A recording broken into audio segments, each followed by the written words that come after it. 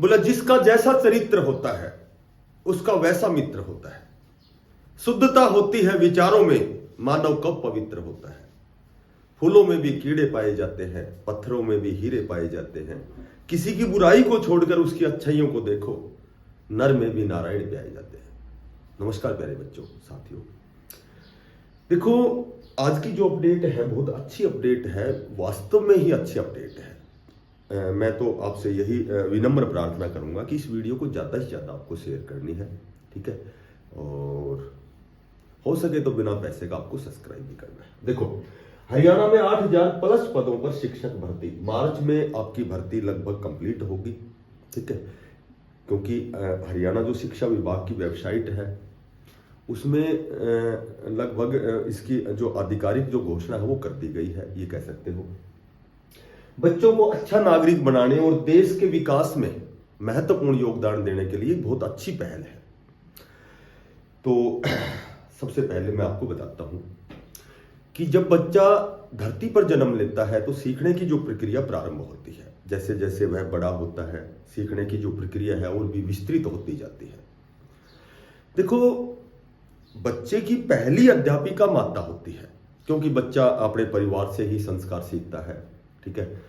जब उसका विद्यालय जीवन स्टार्ट होता है, स्कूली शिक्षा प्रारंभ होती है, तो बच्चा जब विद्यालय में प्रवेश करता है तो बहुत से विद्वान जो अध्यापक गण हैं उनको एक अच्छा नागरिक बनाने के लिए उनका सहयोग करते हैं, ठीक है, उनकी रुचि के अनुसार उनका सर्वांगीण विकास करते हैं। तो उसी को थोड़ा सा आगे बढ़ाते हुए एक तो मैं आपको बताता हूं कि जो अभी जो एनईपी जो 2020 जो नेक्स्ट जो आपका सेशन अप्रैल से स्टार्ट होगा, नेशनल जो एजुकेशन पॉलिसी है, उसमें भी इस बात पर बहुत प्रबल जोर दिया गया है कि भाई बच्चे के लिए प्री प्राथमिक शिक्षा प्रारंभ होनी चाहिए, जिसमें केजी क्लासेज हैं, क्योंकि 3 से 6 साल का जब बच्चा होता है तो उसके दिमाग का जो निर्माण हो चुका होता है लगभग 80-85%। तो उनके लिए अनौपचारिक शिक्षा के लिए भी एनटीटी अध्यापक नियुक्त होने चाहिए। ज़्यादा से ज़्यादा अभी रेगुलर भर्ती भी आएगी, आंगनबाड़ी की भर्ती आएगी, ठीक है, तो उसमें रेगुलर एचकेआर के तहत तो ये इस तरह से जैसे बहुत से ऐसे अध्यापकों की रिक्वायरमेंट होगी जो बच्चों को अनौपचारिक शिक्षा देंगे। तो उसी की तर्ज पर या ये कह सकते हैं नई शिक्षा नीति ने जहां जोर दिया है उसी के अकॉर्डिंग अब हरियाणा में भी लगभग 8000 प्लस पदों पर शिक्षक भर्ती होगी। अच्छा, आजकल क्या है कि जैसे जो अध्यापक गण है, एक तो विद्यालय में उनका जो समय है बड़ा व्यस्त समय है, क्योंकि बहुत से आजकल सर्कुलर भी आ रहे हैं, परिपत्र जिनको हम बोलते हैं, उनको क्रियान्वित भी करना पड़ता है। बहुत से ऐसे जो कैरिकुलम में पाठ्यक्रम में बहुत सी चीज़ें, देशभक्ति जोड़ दिया गया है, ईएमसी जोड़ दिया है, हैप्पीनेस, तो और भी बहुत सी ऐसी चीज़ें उनमें जोड़ दी गई। तो अध्यापक क्या है कि देखो एक तो उनको क्रियान्वित करते हैं, ठीक है, उन जो भी परिपत्र, जो विभागीय परिपत्र आते हैं, प्लस में फिर उनको सिलेबस भी करवाना पड़ता है। तो थोड़ा सा वो उनका व्यस्त हो गए। तो कहीं न कहीं एक ऐसी शिक्षा है जो बच्चे के लिए बहुत ही अनिवार्य है और उस शिक्षा से बच्चे वंचित रह जाते हैं, क्योंकि बाद में जब प्राथमिक शिक्षा के बाद में जब 14 से 19 साल का जो उनका एडोलसेंस जिसको बोलते हैं, किशोर अवस्था जिसको बोलते हैं, जो बड़ी खतरनाक एज होती है, जिसमें शरीर का विकास भी बहुत ही गति से होता है, तो बच्चे को अच्छे बुरे की नॉलेज नहीं होती, इसलिए उसको बहुत खतरनाक एज बोली गई है, ठीक है, थोड़ा सा अनबैलेंस होता है बच्चा। तो यदि हम उसको जो प्राथमिक जो उसकी बुनियादी जो शिक्षा है, जो प्री प्राथमिक और प्राथमिक शिक्षा में जब हम बच्चों को देते हैं, तो जब उस शिक्षा से बच्चा वंचित रह जाता है तो कहीं कहीं किशोर अवस्था में जब वो अपने आप को उसमें समायोजन की जो समस्या है, एडजस्टमेंट की जो समस्या है, वो बढ़ जाती है। क्योंकि जब कोई चीज़ का विकास तीव्र गति से होगा तो कई चीज़ें जैसे वहाँ बहुत सी प्रॉब्लम फेस करनी पड़ती है। तो उसके लिए सरकार ने बहुत अच्छी पहल की है। तो ये जो शिक्षक हैं, ये संस्कार शिक्षक के नाम से 8000 लगभग 8700 मैंने अखबार में देखा था, तो 8700 शिक्षक लगाए जाएंगे, ठीक है। अब जो ये 8700 शिक्षक लगाए जाएंगे तो ये बच्चों को क्या करेंगे, ये बच्चों को नैतिक शिक्षा देंगे, उनको उनके जब नैतिक शिक्षा, जब हम किसी को मोरल एजुकेशन देते हैं तो कहीं कहीं उनका जो जीवन मूल्य है वो बढ़ता है, जीवन मूल्य की उन्हें शिक्षा मिलेगी, ठीक है, एक देश के बहुत अच्छे नागरिक बनेंगे।